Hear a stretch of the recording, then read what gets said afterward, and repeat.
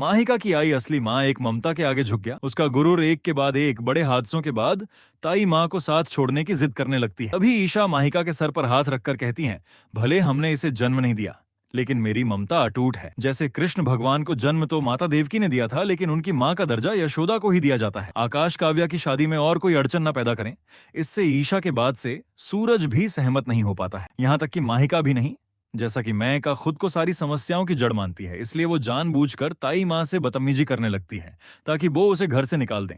इनकी बहस चल ही रही होती है कि खिड़की से गुलदस्ता गिरने की आवाज आती। ईशा तुरंत खिड़की के पास जाती है और देखते हैं कि एक औरत वहां से हड़बड़ी में भाग रही होती। ताई माँ के साथ सब लोग टेंशन में आ जाते हैं, क्योंकि कुछ देर बाद आकाश धमकी देकर गया था कि घर के सिलेंडर संभाल के रखना, कहीं वो गलती से फट ना जाए। सबको यही लगता है कि आकाश की जासूस थी, माहिका पर नजर रखने के लिए आई थी। तभी ब्लूटूथ ईशा के पास आता है और कहता है, ए आंटी तो रोज आती हैं मुझे और माहिका को खेलते हुए देखती हैं, और जाने के बाद हमें रोज एक एक चॉकलेट देकर जाती। ब्लूटूथ की ये बातें ईशा और सूरज के सामने नया सवाल खड़ा कर देती हैं कि आखिर कौन है ए औरत जो चोरी छुपे बच्चों पर नजर रखती है।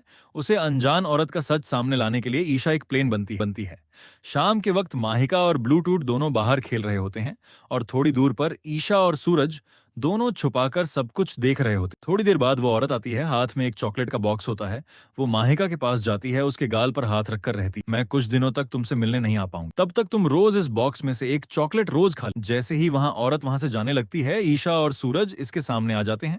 आकाश की गलतफहमी की वजह से ईशा और सूरज से सवाल पे सवाल करती जाती। वह औरत ईशा को डरते डरते कहती है कीबोर्ड में, अभागी माँ हूँ जिसे 10 सालों तक अपनी बच्ची का चेहरा भी देखना नसीब नहीं हुआ। जब मैं उस रक्षक आकाश के जंगल से आजाद होकर लौटी, तब मैंने देखा पर दोनों मेरी बेटी को इतना प्यार दे रहे थे जितना शायद मैं भी नहीं दे पाती। ईशा उसका हाथ उसकी असली माँ के हाथ में देती है और वादा करती है, अब दो ममताओं के सामने उस दानव को नाव रागड़नी ही होगी। दोस्तों, अगर आप भी अपनी माँ से सच्चा प्यार करते हैं तो कमेंट में लाल दिल जरूर भेजें।